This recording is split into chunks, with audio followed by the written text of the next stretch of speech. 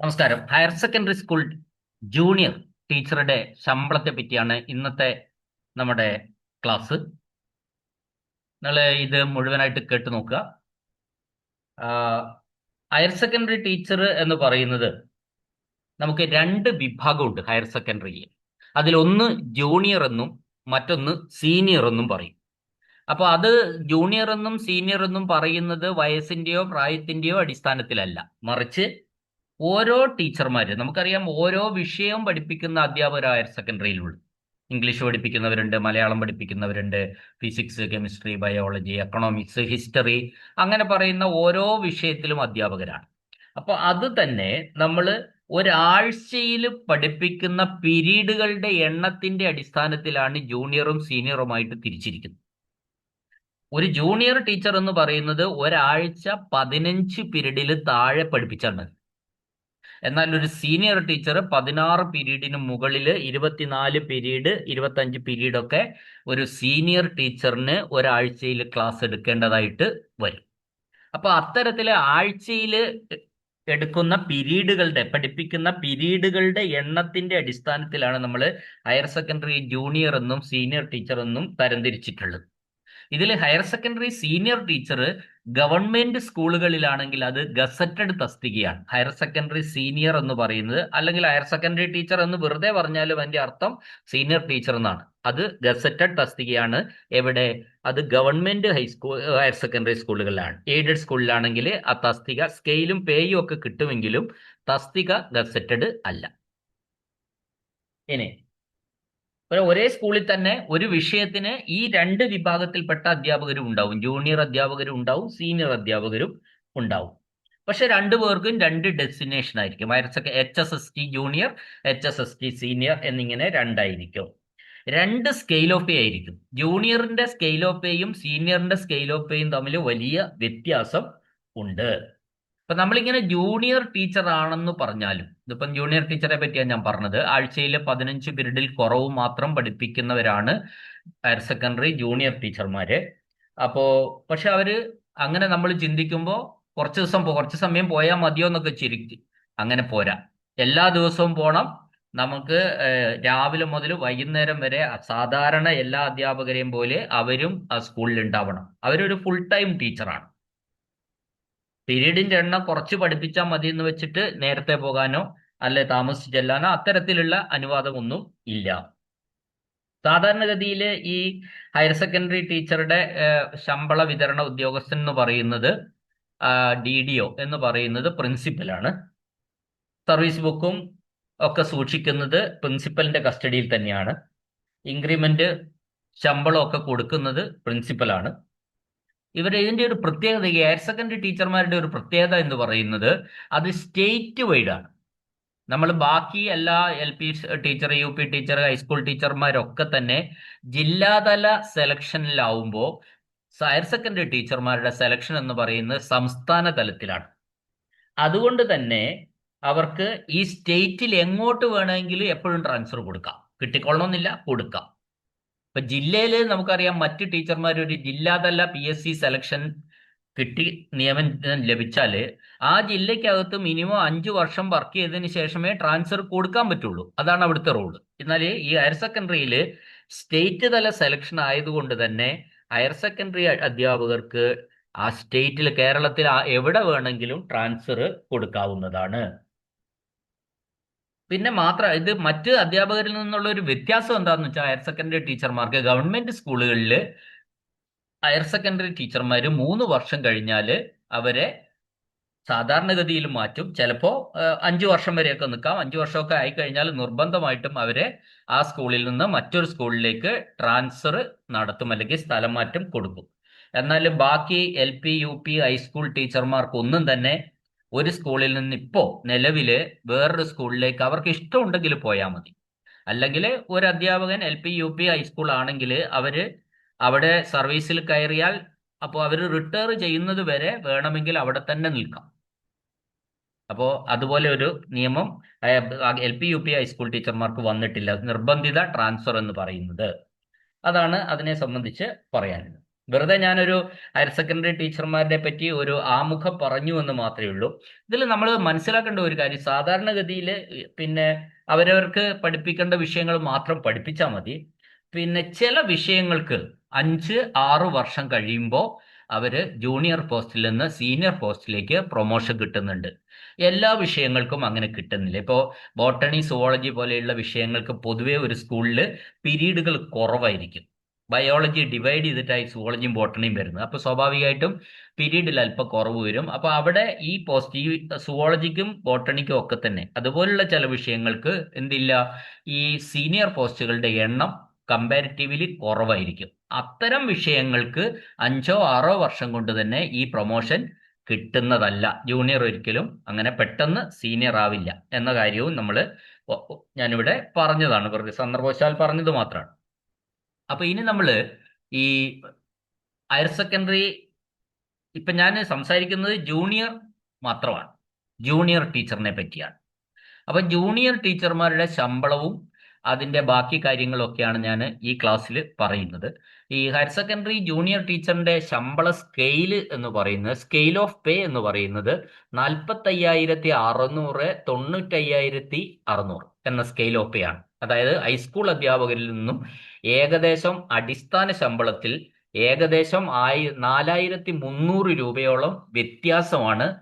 ഉയർന്ന നിലയിലാണ് ഇവിടെ ഹയർ സെക്കൻഡറി ജൂനിയർ ടീച്ചർ ഉള്ളത്. അപ്പോൾ പിന്നെ ഹൈസ്കൂൾ ടീച്ചറിന്റെ സാലറി എന്ന് പറയുന്നത് നമുക്കറിയാം 41,300 41,300 ഹൈസ്കൂൾ ടീച്ചറിന്റെ ബേസിക് പേ തുടങ്ങുന്നതെന്നാണ് എൻ്റെ ഓർമ്മയിൽ അങ്ങനെയാണ്. അപ്പോൾ അത് വെച്ച് നോക്കിയാൽ ഏകദേശം 4,300ഓളം ബേസിക് പേ വർധനവ് ഇവിടെ ഹയർ സെക്കൻഡറി ജൂനിയർ ടീച്ചറിന് ഉണ്ട്. അപ്പോൾ ഈ പേജിൽ നമുക്കിതൊന്ന് നോക്കാം. ആകെ ശമ്പളം, അതായത് പേ എന്ന് പറയുന്നത് നമുക്ക് ബേസിക് പേ ആണ് ഉദ്ദേശിക്കുന്നത്. അതിനാണ് നമ്മൾ അടിസ്ഥാന ശമ്പളം എന്ന് പറയുന്നത്. അതിവിടെ ഹയർ സെക്കൻഡറി ജൂനിയർ ടീച്ചറിന് 45,600 രൂപയാണ് അടിസ്ഥാന ശമ്പളം. ഇപ്പൊ 2026 ഓഗസ്റ്റിലാണ് ഞാൻ ഇത് എടുത്തിട്ടുള്ളത്. അതുകൊണ്ട് ഇപ്പോ ഓഗസ്റ്റിലെ കാൽക്കുലേഷൻ ആണ് വന്നിട്ടുള്ളത്. ഓഗസ്റ്റിൽ ഇപ്പോ DA എന്ന് പറയുന്നത് 35%. സോറി, ക്ഷമിക്കണം, ഇവിടെ 33% എന്നാണ് അത് ടൈപ്പ് ചെയ്തപ്പോൾ വന്നത്. അത് 35% ഇവിടെ ഹയർ സെക്കൻഡറി ജൂനിയർ ടീച്ചർക്കുള്ളത്. 35%. അത് 15,960 രൂപയാണ്. HR 1,824 രൂപയാണ്. 1,824 രൂപയാണ് HR എന്ന് പറയുന്നത്. അടിസ്ഥാന ശമ്പളത്തിന്റെ ഞാനിവിടെ എടുത്തിട്ടുള്ളത് 4%. സാധാരണ ഒരു സ്ഥാപനം പഞ്ചായത്ത് തലത്തിലാണെങ്കിൽ, നമ്മൾ ജോലി ചെയ്യുന്ന ഈ ഹയർ സെക്കൻഡറി സ്കൂൾ ടീച്ചറാണ്. ഹയർ സെക്കൻഡറി സ്കൂള് ഒരു പഞ്ചായത്ത് ഏരിയയിലാണെങ്കിൽ അവിടെ 4% HR കിട്ടുക. എന്തിന്റെ 4%? ബേസിക് പേയുടെ അടിസ്ഥാന ശമ്പളത്തിന്റെ 4% ഇവിടെ HR ആയിട്ട് കിട്ടുക. ഹൗസ് റെന്റ് അലവൻസ്, വീട്ടുവാടക. അപ്പോൾ ജീവനക്കാരെല്ലാം തന്നെ ഒരു സർക്കാർ വ്യവസ്ഥ അനുസരിച്ച് സ്കൂളിന്റെ 15 കിലോമീറ്റർ ചുറ്റളവിൽ താമസിക്കുന്നു എന്നാണ് വ്യവസ്ഥ. അതുകൊണ്ട് തന്നെ എല്ലാവർക്കും വീട്ടുവാടക കൊടുക്കുന്നുണ്ട്. അപ്പോൾ 4% കൂട്ടി. ഈ 3 കാര്യങ്ങളാണ് ഒരു സാധാരണ ഒരു ജീവനക്കാരനും അധ്യാപകനും ശമ്പളം കിട്ടുമ്പോൾ കിട്ടുക. ഒന്ന് ബേസിക് പേ, പിന്നെ അതിന്റെ ഇപ്പോ 35% DA, HR. ഇപ്പൊ ഇത് പഞ്ചായത്ത് കഴിഞ്ഞിട്ട് മുനിസിപ്പൽ ഏരിയയിലാണെങ്കിൽ HR 4% എന്നുള്ളത് 6% ആകും. ജില്ലാ ആസ്ഥാനങ്ങളിലാണെങ്കിൽ 8% ആകും. ഇവർ കോർപ്പറേഷൻ പരിധിയിലാണെങ്കിൽ അത് 10% വരെ ആകും. പരമാവധി 10,000 രൂപ വരെ HR നിലവിൽ സംസ്ഥാനത്തെ ജീവനക്കാർക്കും അധ്യാപകർക്കും എല്ലാവർക്കും അല്ല കൊടുക്കുന്നുണ്ട്. ബേസിക് പേ കൂടുന്നതിനനുസരിച്ചാണ് 10%. ഇപ്പോൾ 1,00,000 രൂപയൊക്കെ ബേസിക് പേ വരുന്നവർക്ക് മാത്രമേ 10%, 10,000 രൂപ കിട്ടുകയുള്ളൂ. അപ്പോൾ അങ്ങനെ ആകെ ഗ്രോസ് സാലറി എന്ന് പറയുന്നത് 63,384 രൂപയാണ് ഒരു ഹയർ സെക്കൻഡറി ജൂനിയർ ടീച്ചറുടെ തുടക്കത്തിൽ ഫസ്റ്റ് കയറി ആദ്യ വർഷത്തെ സാലറിയാണ് ഞാൻ ഈ പറയുന്നത്. അതും തന്നെ DA ഒക്കെ ഇപ്പോഴത്തെ മാത്രമേ നമുക്ക് പ്രവചിക്കാൻ പറ്റുള്ളൂ. ചിലപ്പോൾ വരുന്ന ജനുവരി ആകുമ്പോഴത്തേക്ക് DA മാറാം, അടുത്ത കൊല്ലാകുമ്പോഴത്തേക്ക് വീണ്ടും DA മാറാം. അപ്പൊ DA ഒരു വർഷത്തിൽ 2 തവണ ചേഞ്ച് ചെയ്യും. ജനുവരിയിൽ DA പ്രഖ്യാപിക്കും, ജൂലൈയിൽ പ്രഖ്യാപിക്കും. അത് സംസ്ഥാന ഗവൺമെന്റ് അതിനുശേഷം നമുക്ക് തരികയാണ് സാധാരണഗതിയിൽ. ചെയ്യുന്നത്. അതൊന്നും നമുക്ക് മുൻകൂട്ടി പ്രവചിച്ചൊരു കാൽക്കുലേഷൻ നടക്കില്ലല്ലോ. അപ്പൊ ഇന്ന് ഈ 2026 ഓഗസ്റ്റിൽ നടക്കുന്ന ഒരു ശമ്പളവും ശമ്പളത്തിന്റെ DAയും HRA ആണ് ഞാനിപ്പോ സംസാരിക്കുന്നത്. ഇനി ഇപ്പുറത്ത് ഞാൻ വലതുഭാഗത്ത് എഴുതിയിരിക്കുന്ന ഡിഡക്ഷൻസ് ആണ്. ഡിഡക്ഷൻസ് എന്ന് പറഞ്ഞാൽ എന്തൊക്കെ കാര്യങ്ങൾ കുറവ് ചെയ്യും എന്നാണ്. അപ്പൊ ഇവിടെ നിർബന്ധമായിട്ടും ചെയ്യുന്ന 5 സംഗതികളാണ് നിർബന്ധമായിട്ടും ഉള്ളത്. 5 എന്ന് പറഞ്ഞാൽ ഒന്ന് പ്രോവിഡന്റ് ഫണ്ടാണ്, പിന്നൊന്ന് ഗ്രൂപ്പ് ഇൻഷുറൻസ് ആണ്, മറ്റൊന്ന് പിന്നെ സ്റ്റേറ്റ് ലൈഫ് ഇൻഷുറൻസ് ആണ്, അടുത്തത് മെഡിസപ്പ് ആണ്, പിന്നെ NPS ആണ്, നാഷണൽ പെൻഷൻ സ്കീം. അപ്പോൾ ഇതെല്ലാം കൂടി ഓരോന്നിനെ പറ്റി ഞാൻ വിശദമായിട്ട് പറഞ്ഞു തരാം. ഇതെല്ലാം കൂടി കുറച്ചാൽ ആകെ 11,379 രൂപ നിർബന്ധമായിട്ടും പിടിച്ചിരിക്കും. മിനിമം ആണ് കേട്ടോ.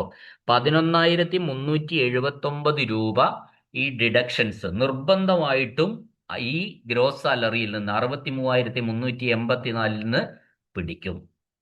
ഇതിൽ കൂടുതലാവാം, അത് ജീവനക്കാരന്റെ വില്ലിങ്നെസ് അനുസരിച്ച് മാത്രമാണ് ചെയ്യുന്നത്. മിനിമം ഇത്രയുമാണ്. അപ്പോൾ ഈ പിടുത്തം കഴിഞ്ഞാൽ, ആ പിടുത്തത്തെ പറ്റി വിശദമായിട്ട് ഓരോന്നിനെ പറ്റിയും ഞാൻ പറയും. അപ്പോൾ പിടുത്തം കഴിഞ്ഞാൽ 63,384 മൈനസ് 11,379 സമം 52,005 രൂപയാണ് നമുക്ക് ഇൻ ഹാൻഡ് ആയിട്ട് ഒരു ഫസ്റ്റ് ഇയർ ഓഫ് സർവീസിൽ, ആദ്യത്തെ ഒരു വർഷം സർവീസിൽ കയറിയാലുടൻ നമുക്ക് കയ്യിൽ കിട്ടുന്ന ശമ്പളം എന്ന് പറയുന്നത് 52,005 രൂപയാണ്. പക്ഷെ ഇതിലൊക്കെ വ്യത്യാസം വരാം. എങ്ങനെ? നമ്മൾ പ്രോവിഡന്റ് ഫണ്ടിലേക്ക് കുറച്ചുകൂടി കൂടുതൽ ഇട്ടാൽ ഈ കയ്യിൽ കിട്ടുന്നത് കുറയും. SLIയിൽ കൂടുതൽ ഇട്ടാൽ, ഗ്രൂപ്പ് ഇൻഷുറൻസിലൊന്നും ഇടേണ്ട ആവശ്യമില്ല, അത് തന്നെ മതി. SLIയിൽ കുറച്ചുകൂടി കൂടുതൽ ഇട്ടാൽ കൈ കിട്ടുന്ന കുറയും. മെഡിസപ്പിൽ കൂടുതൽ ഇടാൻ പറ്റൂല, അത് അത്രേ പറ്റുള്ളൂ. NPSലും ഇതിൽ കൂടുതൽ ഇടാൻ പറ്റില്ല. അപ്പൊ നമ്മൾ പൊതുവെ പ്രോവിഡന്റ് ഫണ്ടിലാണ് കുറച്ച് കൂടുതൽ ഇടുക. അപ്പൊ പ്രോവിഡന്റ് ഫണ്ടിൽ ഇപ്പോൾ 2,736 എന്ന് പറയുന്നത് 5,000 ആക്കും, ചിലപ്പോൾ 3,000 ആക്കാം, 5,000 ആക്കാം, 10,000 ആക്കാം. അതിനനുസരിച്ച് നമ്മൾ ഈ സേവിങ്സ് ആണ്, അത് സമ്പാദ്യമാണത്, അത് നമുക്ക് വേണ്ടി തന്നെയുള്ള സമ്പാദ്യമാണ്. അത് ചെയ്യുമ്പോൾ നമ്മളുടെ കയ്യിൽ കിട്ടുന്ന സംഖ്യക്ക് കുറവ് വരും എന്നാണ് ഞാനിവിടെ പറയുന്നത്. അപ്പോൾ ഇത് മിനിമം, ഏറ്റവും ചുരുങ്ങിയത് നിർബന്ധമായും ചെയ്യേണ്ട ഡിഡക്ഷൻസും മാത്രം വെച്ചാണ് ഞാനിത് പറഞ്ഞിട്ടുള്ളത്. അതിന്റെ അടിസ്ഥാനത്തിൽ 11,379 രൂപയാണ് സാലറി ഡിഡക്ഷൻസ് എന്ന് പറയുന്നത്. ആ 11,379 രൂപ ഗ്രോസ് സാലറിയിൽ നിന്ന് കുറച്ചു കഴിഞ്ഞാൽ നമുക്ക് 52,005 രൂപ കയ്യിൽ കിട്ടും. ഇതാണ് അതിനെ സംബന്ധിച്ച് ആ ഒരു ഏകദേശ ചിത്രം എന്ന് പറയുന്നത്. അപ്പൊ ഇതിൽ യാതൊരു കാരണവശാലും ഇതിൽ കൂടില്ല, ഇതിൽ കുറയാനേ സാധ്യതയുള്ളൂ. കാരണം എങ്ങനെയാണെന്ന് വെച്ചാൽ ഇതിൽ കൂടും. എങ്ങനെയാണ് കൂടും?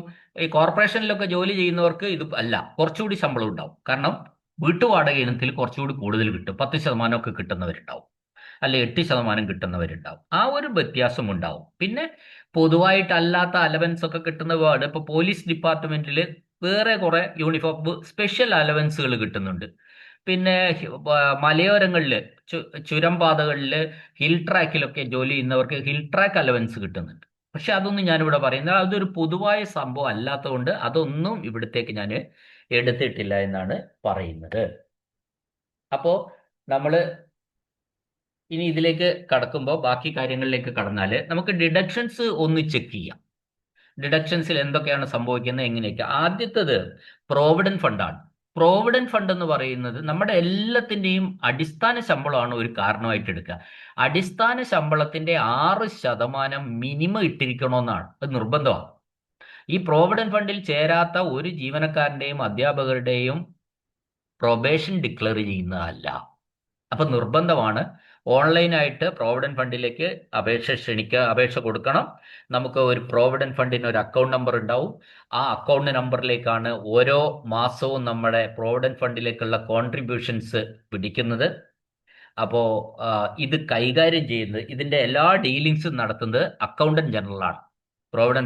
ജനറൽ പ്രോവിഡന്റ് ഫണ്ട് GPF കൈകാര്യം ചെയ്യുന്നത് അക്കൗണ്ടന്റ് ജനറലാണ്. എന്നാൽ എയ്ഡഡ് സ്കൂളിന് ഒക്കെയുള്ള പ്രോവിഡന്റ് ഫണ്ട് മറ്റൊരു ഓഫീസറാണ് കൈകാര്യം ചെയ്യുക. ജില്ലാ തലത്തിലാണ് അത് കൈകാര്യം ചെയ്യുന്നത്. എന്തായാലും വളരെ കൃത്യമായിട്ട് നടക്കുന്ന ഒരു സംവിധാനമാണ് ഈ പ്രോവിഡന്റ് ഫണ്ട് എന്ന് പറയും.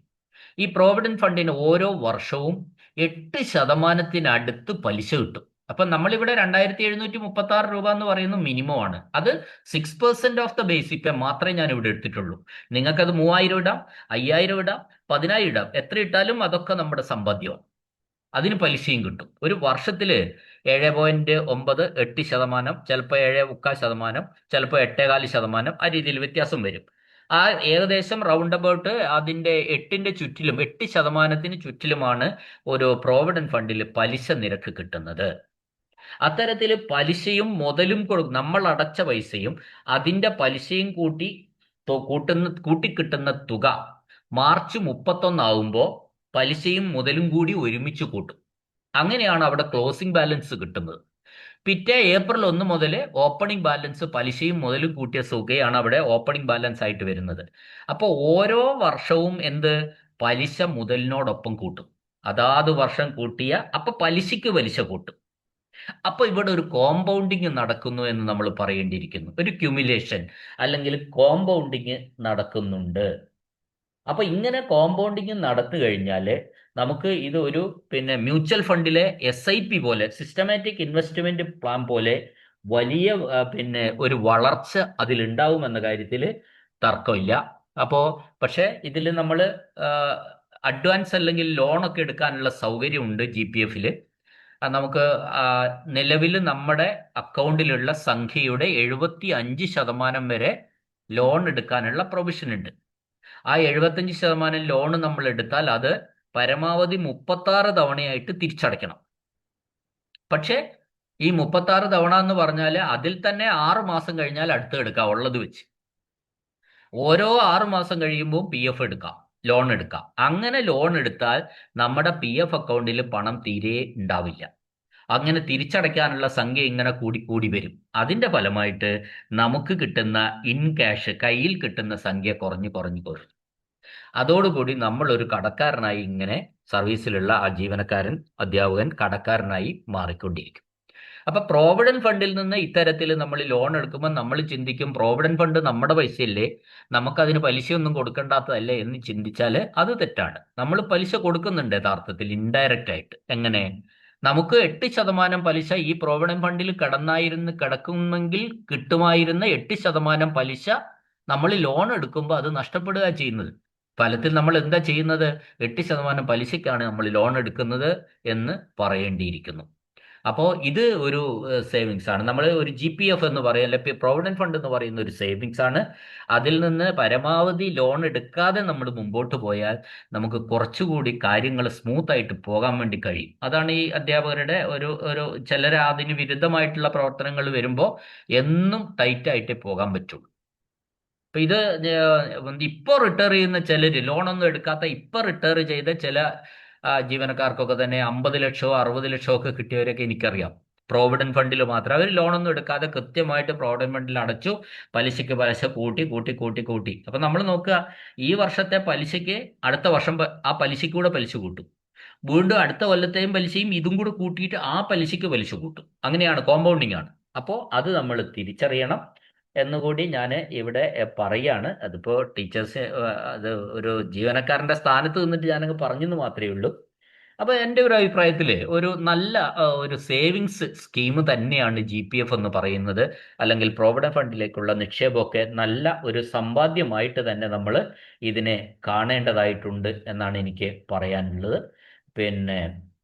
റിട്ടയർ ചെയ്യുമ്പോൾ നല്ലൊരു സംഖ്യ നമുക്ക് കിട്ടാൻ ഒരു സാഹചര്യം ഉണ്ടാവും. വളരെ ശ്രദ്ധിച്ച് ഒരു ഫിനാൻഷ്യൽ ഫ്രീഡം, ഒരു സാമ്പത്തിക അച്ചടക്കം പാലിച്ചുകൊണ്ടുള്ള ഒരു പോക്കാണെങ്കിൽ നല്ല ഒരു സമ്പാദ്യം നമുക്ക് റിട്ടയർ ചെയ്യുമ്പോൾ ഉണ്ടാവും. അതിനനുസരിച്ച് അന്നേരം നമുക്ക് അതിനനുസരിച്ച് എന്തെങ്കിലും വലിയ കാര്യങ്ങൾ കാണാൻ വേണ്ടി കഴിയുമെന്ന കാര്യത്തിൽ തർക്കമില്ല. അത് പ്രോവിഡന്റ് ഫണ്ട് ഞാൻ നിർത്തുകയാണ്. അടുത്തത് ഗ്രൂപ്പ് ഇൻഷുറൻസ് ആണ്. ഈ ഗ്രൂപ്പ് ഇൻഷുറൻസ് എന്ന് പറയുന്നത്, ഇത് ഇവിടെ 800 രൂപയാണ് ഗ്രൂപ്പ് ഇൻഷുറൻസിൽ കാണിച്ചിരിക്കുന്നത്. അതൊരു സ്ലാബാണ്. ഇപ്പോൾ 55,000 ഒക്കെ ബേസിക് പേ വന്നു കഴിഞ്ഞാൽ 800 എന്നുള്ളത് കയറും. 6,000, 1,200 അങ്ങനെ പോയിക്കൊണ്ടിരിക്കുകയാണ്. ബേസിക് പേയുടെ അടിസ്ഥാനത്തിലുള്ള സ്ലാബുകളാണ് ഇവിടെ എത്ര തുക അടയ്ക്കണമെന്ന് തീരുമാനിക്കുന്നത്. അപ്പൊ ഇതില് ഇതും പ്രോവിഡന്റ് ഫണ്ടിനെ പോലെ തന്നെ ഈ ഗ്രൂപ്പ് ഇൻഷുറൻസിലും ചേരണമെന്ന് നിർബന്ധമാണ്. എങ്കിൽ മാത്രമേ ജീവനക്കാരുടെ, അധ്യാപകരുടെയൊക്കെ പ്രൊബേഷൻ ഡിക്ലെയർ ചെയ്യുള്ളൂ. ഇതൊരു പക്ക ലൈഫ് സെക്യൂർ ചെയ്യാൻ വേണ്ടിയുള്ള ഒരു ഇൻഷുറൻസ് സ്കീമാണ് ഗ്രൂപ്പ് ഇൻഷുറൻസ്. ഇതിൽ ആകെ ഒരു മെച്ചം എന്താന്ന് വെച്ചാൽ ഇതിൽ നമ്മൾ ഇല്ലാതായാൽ മാത്രമേ ഇതിൽ മെച്ചമുള്ളൂ. ഇപ്പൊ 800 രൂപ അടയ്ക്കുന്ന ഒരു ജീവനക്കാരൻ ഇല്ലാതായാൽ അയാളുടെ കുടുംബത്തിന് 16 ലക്ഷം രൂപ കിട്ടും. കൂടാതെ അയാള് ഈ അടച്ച ഓരോ മാസവും അടച്ച പൈസയും കിട്ടും. ഈ 800 എന്നുള്ളത് 1600 വരെ, ഇരട്ടി വരെ അടയ്ക്കാം. ഇപ്പൊ ഒരു ജീവനക്കാരൻ 1600 രൂപയാണ് അടച്ചുകൊണ്ടിരുന്നത്, അങ്ങനെ ഇരിക്കെ അയാൾ ഇല്ലാതായി പോയി. അങ്ങനെയെങ്കിൽ അയാളുടെ കുടുംബത്തിന് 32 ലക്ഷം രൂപ കിട്ടും. പ്ലസ് ഇയാൾ അടച്ച പൈസയും കിട്ടും. ഇനി ആൾ ഇല്ലാതായി പോയില്ലെങ്കിലോ, മരണപ്പെട്ടില്ല, ജീവനക്കാർക്ക് ആർക്കും ഒന്നും സംഭവിച്ചില്ല എങ്കിൽ റിട്ടയർ ചെയ്യുമ്പോൾ എന്ത് കിട്ടും? അടച്ച പൈസ മാത്രമേ കിട്ടുകയുള്ളൂ. അപ്പൊ ഇത് സ്കീം നല്ലതാണോ എന്ന് ചോദിച്ചാൽ നല്ലതാണെന്ന് എനിക്ക് അഭിപ്രായമില്ല. സ്കീം പോരാ എന്ന് തന്നെയാണ് GISനെ പറ്റി എൻ്റെ ഒരു കമന്റ്. പക്ഷേ ഇത് സംസ്ഥാന സർക്കാർ നിർബന്ധമായിട്ട്, ഇതൊരു ഗ്രൂപ്പ് ഇൻഷുറൻസ് ആണ്, ഇൻഡിവിജ്വൽ അല്ല. അപ്പോൾ അത് ആ ഗ്രൂപ്പ് ഇൻഷുറൻസ് സ്കീമിൽ നിന്ന് കിട്ടുന്ന പ്രോഫിറ്റുകൾ വെച്ചിട്ടാണ് മരണപ്പെടുന്ന ജീവനക്കാരുടെ കുടുംബങ്ങൾക്ക് കൊടുക്കുന്നതെന്ന് നമ്മൾ തിരിച്ചറിയാം. എന്നാൽ ഇതൊരു മറ്റ് ടേം ഇൻഷുറൻസുകളെ പോലെ അത്ര ഒരു അട്രാക്റ്റീവ് ആണെന്ന് എനിക്ക് തോന്നുന്നില്ല. ഈ പ്രീമിയം അടച്ചാൽ നമുക്ക് ഈ ടേം ഇൻഷുറൻസ് നിങ്ങൾ കേട്ടിട്ടുണ്ടാവും. ടേം ഇൻഷുറൻസ് എന്ന് പറഞ്ഞാൽ എന്താണ്? നമ്മൾ പണം അടയ്ക്കുക, വലിയൊരു സംഖ്യ നമ്മുടെ കുടുംബത്തിന് കിട്ടാൻ വേണ്ടി, നമ്മൾ ഇല്ലാതായാൽ കാര്യങ്ങൾ നടക്കണം, 1 കോടി 2 കോടി രൂപയൊക്കെ കിട്ടാൻ വേണ്ടി അടയ്ക്കുന്ന ഇൻഷുറൻസ് പ്രീമിയം ആണ് നമ്മൾ ടേം ഇൻഷുറൻസ് പ്രീമിയങ്ങൾ എന്ന് പറയുന്നത്. ഇതിന്റെ ഒരു പ്രത്യേകത എന്ന് പറഞ്ഞാൽ അടച്ച പൈസ ഒരിക്കലും തിരിച്ചു കിട്ടില്ല എന്ന് മാത്രമാണ്. അപ്പോൾ അടയ്ക്കുന്നത് 1000 1500 രൂപയ്ക്ക്, ഒരു 1000 രൂപയാണ് മാസമെങ്കിൽ 1 കോടി 1.5 കോടി രൂപ നമുക്ക് കിട്ടും. നമ്മൾ ഇല്ലാതായാൽ നമ്മുടെ കുടുംബത്തിന് കിട്ടും. അതാണ് ടേം ഇൻഷുറൻസ്. അതുമൊക്കെ വെച്ച് കമ്പയർ ചെയ്യുമ്പോൾ ഈ ഗ്രൂപ്പ് ഇൻഷുറൻസ് പോരാ എന്ന് തന്നെയാണ് ഒരു നിരീക്ഷണം. ഓക്കെ, അതിലേക്ക് ഞാൻ കൂടുതൽ കളിച്ച് പറയുന്നില്ല. പിന്നെ ഇതിൽ ഇനി പറയാനുള്ള കാര്യം എന്ന് വെച്ചാൽ ഇത് ഒരു പക്ക എന്താ പറയുന്ന ഇൻഷുറൻസ് സ്കീമാണ്, അത് ഗ്രൂപ്പ് ഇൻഷുറൻസ് ആണ് എന്ന് തന്നെ പറയുന്നത്. ഇനി മൂന്നാമത്തത് SLI ആണ്. ഇവിടെ SLI കണക്ക് കൂട്ടുന്നത്, ഇവിടെ 1000 രൂപയാണ് SLI ഒരു മാസം അടയ്ക്കേണ്ടത്. ഇതും നമ്മുടെ പ്രൊബേഷൻ ഡിക്ലെയർ ചെയ്യാൻ വേണ്ടി നിർബന്ധമായിട്ടുള്ള ഒന്നാണ്. SLI സ്റ്റേറ്റ് ലൈഫ് ഇൻഷുറൻസ് എന്ന് പറയും. അപ്പൊ സ്റ്റേറ്റ് ലൈഫ് ഇൻഷുറൻസിന്റെയും ഗ്രൂപ്പ് ഇൻഷുറൻസിന്റെയും ഓഫീസുകൾ പ്രവർത്തിക്കുന്നത് ജില്ലാ ആസ്ഥാനങ്ങളിലാണ്. അവിടെ നമ്മൾ ഇത് രണ്ടും അപേക്ഷിച്ച് രണ്ടിനും നമ്പർ വാങ്ങി അതിലേക്ക് രണ്ടിലും നമ്മളുടെ മന്ത്ലി കോൺട്രിബ്യൂഷൻസ്, സബ്സ്ക്രിപ്ഷൻസ് അടയ്ക്കണം. അപ്പൊ ഇത് കണക്ക് കൂട്ടുന്നത്, ഇതിൽ എത്ര അടയ്ക്കണമെന്ന് കണക്ക് കൂട്ടുന്നത് പേ പ്ലസ് DA, അതായത് 45,600 ഇവിടെ 15,960 കൂട്ടിക്കിട്ടുന്ന സംഖ്യയുടെ 1.5% എടുത്തിട്ട് അതിനെ നെക്സ്റ്റ് 100ൽ റൗണ്ട് ചെയ്യുക. അപ്പൊ കിട്ടുന്ന സംഖ്യ അടയ്ക്കേണ്ടത്. അപ്പൊ ഇവിടെ എന്ത് പ്രത്യേകത എന്ന് പറഞ്ഞാൽ, അപ്പൊ ബേസിക് പേ കൂടുന്നതിനനുസരിച്ചും DA കൂടുന്നതിനനുസരിച്ചും SLIയിലേക്ക് അടയ്ക്കേണ്ട സംഖ്യ മാറിക്കൊണ്ടിരിക്കും. അങ്ങനെ വരുമ്പോൾ അപ്പൊ നമ്മൾ ശ്രദ്ധിക്കുക, ഇപ്പൊ SLI ഒരു 1000 എന്നുള്ളത് 1100 ഒക്കെ ആക്കി നേരത്തെ അടച്ചു തുടങ്ങിയാൽ പിന്നെ അടുത്ത ഒരു 4-5 കൊല്ലത്തേക്കൊന്നും നമ്മൾ അതിലേക്കൊന്നും പുതിയ അഡീഷണൽ പോളിസികൾ എടുക്കേണ്ടി വരുന്നില്ല എന്നുള്ളതാണ് SLIയെ സംബന്ധിച്ച് പറയാനുള്ള മറ്റൊരു കാര്യം. അപ്പോൾ ഇതിൽ ഇൻഷുറൻസ് ഓഫീസിൽ അടച്ച് SLIക്ക് ആദ്യം ഒരു പ്രീമിയം നമ്മൾ അടയ്ക്കണം. ഗ്രൂപ്പ് ഇൻഷുറൻസിന് അടച്ചാലും അടച്ചില്ലെങ്കിലും പിടിക്കും. അപ്പോൾ എന്നിട്ട് അവിടെ അപേക്ഷ കൊടുത്ത് നമ്മൾ അതിൽ നമ്പറുകൾ കളക്ട് ചെയ്യുക. SLIക്ക് GISന് പോളിസി സർട്ടിഫിക്കറ്റ് ഇല്ല, മറിച്ച് ഗ്രൂപ്പ് ഇൻഷുറൻസിന് ഒരു പാസ്ബുക്ക് മാത്രമേ ഉള്ളൂ. അക്കൗണ്ട് നമ്പർ ഉള്ള ഒരു പാസ്ബുക്ക് അവർ ഇഷ്യൂ ചെയ്യും. എന്നാൽ SLIക്ക് ഒരു പോളിസി സർട്ടിഫിക്കറ്റും ഉണ്ടാവും, പാസ്ബുക്കും ഉണ്ടാവും. SLIയെ സംബന്ധിച്ച് എന്താന്ന് വെച്ചാൽ പിന്നെ റിട്ടയർ ചെയ്യുമ്പോഴാണ് ഈ പണം കിട്ടുക. റിട്ടയർ ചെയ്താൽ ടോട്ടൽ പണം കിട്ടും. അന്ന് ഈ നമ്മൾ അടച്ച പണവും അതിന്റെ ബോണസും കൂടിയ സംഖ്യ റിട്ടയർ ചെയ്യുമ്പോഴാണ് കിട്ടുക. അപ്പോൾ നമുക്ക് ഇതിൻ്റെ എത്ര രൂപയുടെ പോളിസി വേണമെങ്കിലും എടുക്കാം. ഈ മിനിമം 1000 മാത്രം വേണമെന്നൊന്നുമില്ല, അതിൽ കൂടുതൽ വേണമെങ്കിലും എടുക്കാമെന്നുള്ളതാണ് സത്യം. അപ്പോൾ പക്ഷേ ഈ SLI ഒരു സമ്പാദ്യം എന്നുള്ള നിലയ്ക്ക് ഒരിക്കലും അഡ്വൈസ് ചെയ്യാൻ പറ്റുന്ന ഒന്നല്ല. അതുകൊണ്ട് എൻ്റെ ഒരു അഭിപ്രായത്തിൽ മിനിമം തന്നെ അടച്ചാൽ മതി, കൂടുതൽ അടയ്ക്കേണ്ടതില്ല എന്നാണ് ഈ കാര്യത്തിൽ SLIയുടെ കാര്യത്തിൽ പറയാനുള്ളത്. അതിൽ കുറച്ച് PF മാത്രമാണ് അത് അട്രാക്റ്റീവ് എന്ന് പറയാനുള്ള ഒരു സംഭവമുള്ളത്. ഇനി അതാണ് SLAയെ സംബന്ധിച്ച് പറയുന്നത്. SLAയുടെ പോളിസിയും പോളിസി സർട്ടിഫിക്കറ്റും പാസ്ബുക്കും ഒന്നും നഷ്ടപ്പെടരുത്. ഈ പാസ്ബുക്കിൽ നമ്മൾ ഓരോ മാസവും അടയ്ക്കുന്ന തുക എഴുതി ചേർത്ത് നമ്മൾ അവിടുത്തെ ഡ്രോയിങ് ഓഫീസർ DDO എന്ന് പറയുന്ന ഉദ്യോഗസ്ഥനെ കൊണ്ട് ഒപ്പിട്ട് വെക്കേണ്ടതാണ്. ശരിക്കും ഓരോ മാസം ഇട്ടില്ലെങ്കിൽ ഒരു വർഷത്തിൽ ഒരു തവണയൊക്കെ നമ്മളത് ചെയ്ത് പിന്നെ നമ്മുടെ അടുത്തുള്ള ഈ പാസ്ബുക്കൊക്കെ കൃത്യമായി മെയിൻറ്റെയിൻ ചെയ്യാൻ വേണ്ടി നമ്മൾ ശ്രദ്ധിക്കേണ്ടതാണ്. ഇനി മെഡിസപ്പാണ്. മെഡിസപ്പ് എന്ന് പറയുന്നത് 687 രൂപയാണ്. അത് സംസ്ഥാനത്തെ എല്ലാ ജീവനക്കാരിൽ നിന്നും പിടിക്കുന്നത് 687 രൂപയാണ്. ആരോഗ്യ ഇൻഷുറൻസ് പദ്ധതിയാണ്. അത് OA മുതൽ ഏറ്റവും വലിയ ഓഫീസർ വരെ അടയ്ക്കേണ്ട സംഖ്യ എന്ന് പറയുന്നത് 687 രൂപയാണ്. അപ്പോൾ ഇതിൽ നമുക്ക് ജീവനക്കാരനാണെങ്കിൽ കിട്ടുന്നത് സ്പൗസ്, അച്ഛൻ, അമ്മ, മക്കൾ എന്നിവരുടെ ചികിത്സയ്ക്ക് ഒരു വർഷം 5 ലക്ഷം രൂപയാണ് നമുക്ക് ഈ പോളിസിയിൽ ഈ മെഡിസപ്പിൽ നമുക്ക് അനുവദിച്ച് കിട്ടുക. അപ്പോൾ ഇതിൽ മാക്സിമം 5 lakhs ആണ് ഒരു വർഷം, അതിലും വ്യത്യാസമൊന്നുമില്ല. അപ്പോൾ ഇതും നിർബന്ധമായിട്ട് മെഡിസപ്പിൽ ഇഷ്ടമുള്ളവർക്ക് ചേർന്നാൽ പോരാ, നിർബന്ധമായിട്ടും ചേരേണ്ട ഒന്ന് തന്നെയാണ് ഈ മെഡിസപ്പ്. ഓക്കെ, അപ്പോൾ അത് കാലാകാലങ്ങളിൽ മാറാം. ഇപ്പോൾ 2 കൊല്ലത്തേക്കാണ് ഇപ്പോൾ പ്രഖ്യാപനം വന്നിട്ടുള്ളത്. ഇനി ആ 2 കൊല്ലം കഴിയുമ്പം മറ്റൊരു സ്കീം ചിലപ്പോൾ ഇൻട്രൊഡ്യൂസ് ചെയ്യാം, ചിലപ്പോൾ ഈ സ്കീം ഒഴിവാക്കി തരാം, എന്തും ആവാം, നമുക്ക് ഇപ്പോൾ പറയാൻ കഴിയില്ല. ഇനി 5ാമത്തെ ഇനം എന്ന് പറയുന്നത് NPS ആണ്, നാഷണൽ പെൻഷൻ സ്കീം എന്ന് നമുക്ക് പറയാം. അപ്പോൾ ജീവനക്കാർക്കും അധ്യാപകർക്കും പെൻഷൻ കിട്ടാൻ വേണ്ടി ഇപ്പോഴേ നമ്മൾ നിക്ഷേപിച്ച് തുടങ്ങുകയാണ്. അപ്പോൾ ഈ പെൻഷനാണ് നമ്മൾ കോൺട്രിബ്യൂട്ടറി പെൻഷൻ എന്ന് പറയും. ഇത് 2013 മുതലാണ് ഈ കോൺട്രിബ്യൂട്ടറി പെൻഷൻ ആരംഭിച്ചത്. അപ്പൊ എന്താണ് ഈ കോൺട്രിബ്യൂട്ടറി എന്ന് പറയുന്നത്? അപ്പൊ നമ്മൾ ഈ പെൻഷൻ 2013 ശേഷം പഴയകാല സ്റ്റാറ്റ്യൂട്ടറി പെൻഷൻ ഇല്ല. നമ്മൾ ഈ പെൻഷനിലേക്കുള്ള എമൗണ്ട് നമ്മൾ എടുത്തുനിന്ന് പിടിക്കും.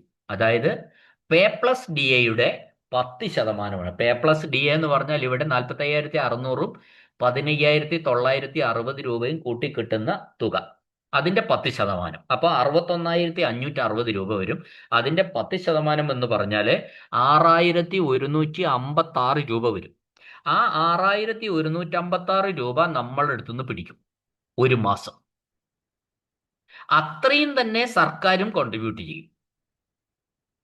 സർക്കാർ 6,156 രൂപ നമ്മുടെ അടുത്തുനിന്ന് പിടിക്കുമ്പോൾ ഈ 6,156 രൂപ സർക്കാരും നമ്മൾക്ക് വേണ്ടിയിട്ട് ഡിപ്പോസിറ്റ് ചെയ്യും.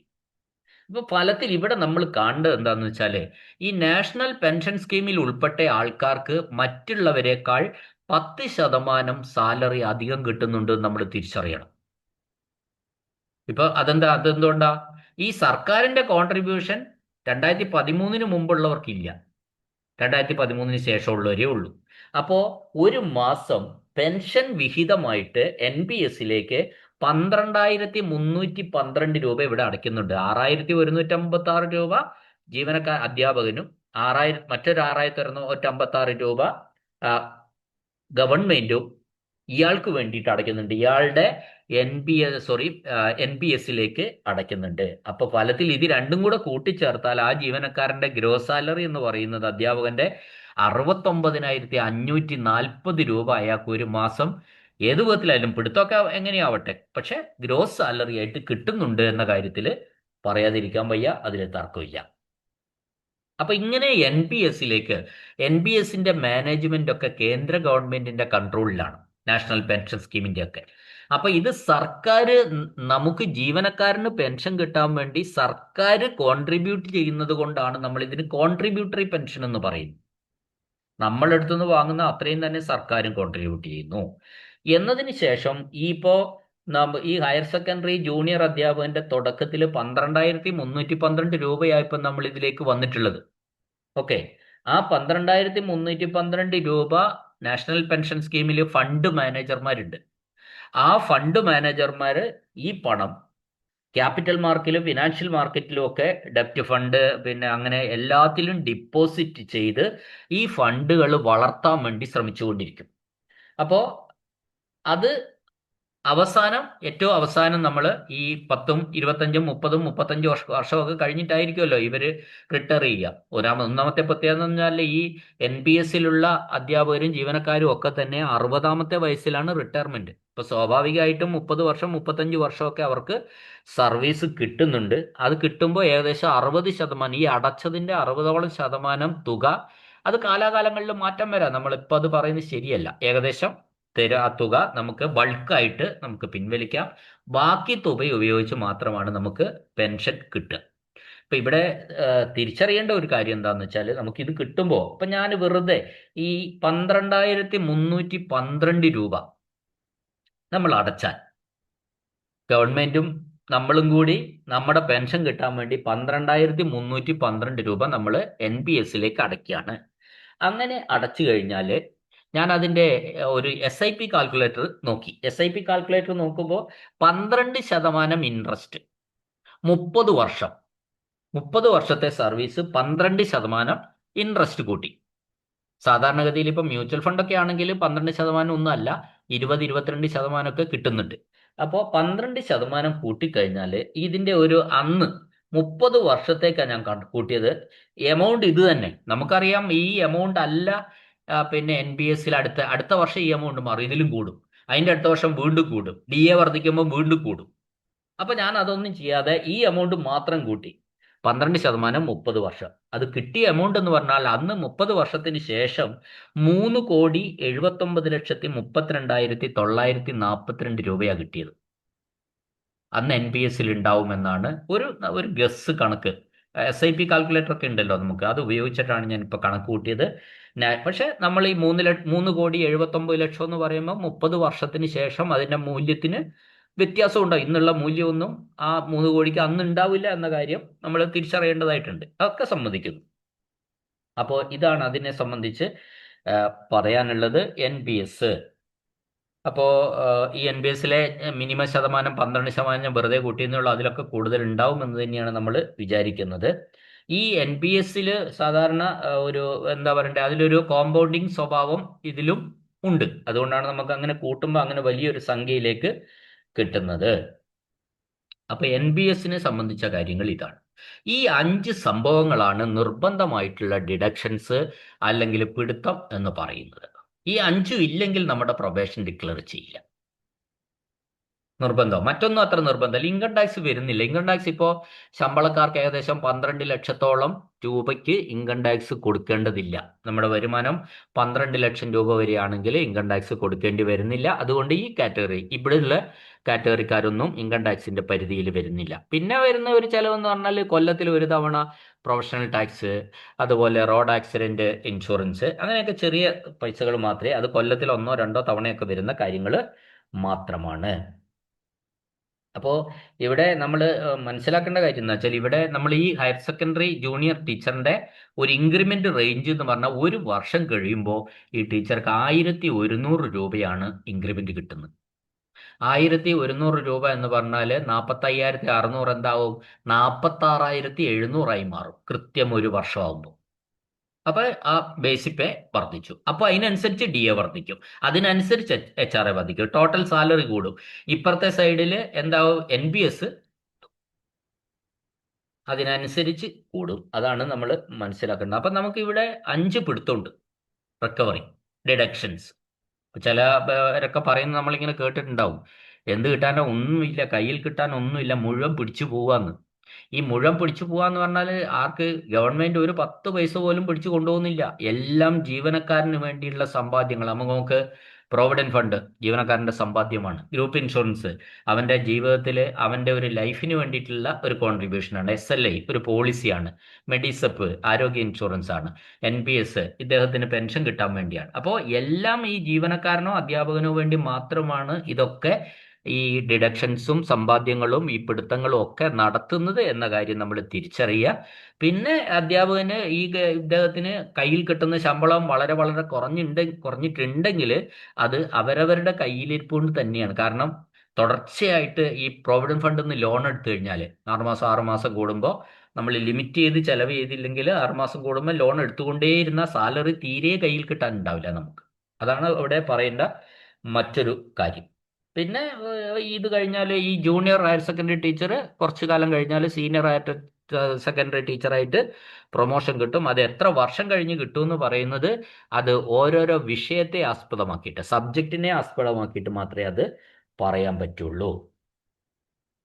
ഓക്കെ, ഇത്രയും കാര്യങ്ങളാണ് ഇപ്പോൾ ഞാൻ വെറുതെ ഒരു പലരും ഇപ്പൊ ഓരോരുത്തർക്ക് ഇപ്പൊ നമ്മുടെ പൊതുസമൂഹമൊക്കെ ഒരുപാട് സോഷ്യൽ മീഡിയയിൽ വളരെ ശ്രദ്ധിക്കുന്ന ഒരു കാലഘട്ടത്തിലൂടെയാണ് നമ്മൾ കടന്നു പോകുന്നത്. അപ്പോൾ ഈ ഇതിൽ ഹയർ സെക്കൻഡറി ടീച്ചറാവാൻ കാത്തു നിൽക്കുന്നവരുണ്ടാവാം, പരീക്ഷ എഴുതാൻ ആഗ്രഹിക്കുന്നവരുണ്ടാവും, ബി എഡും PGയും സെറ്റും പാസ്സായ കുട്ടികളൊക്കെ നിൽക്കുന്നുണ്ടാവും.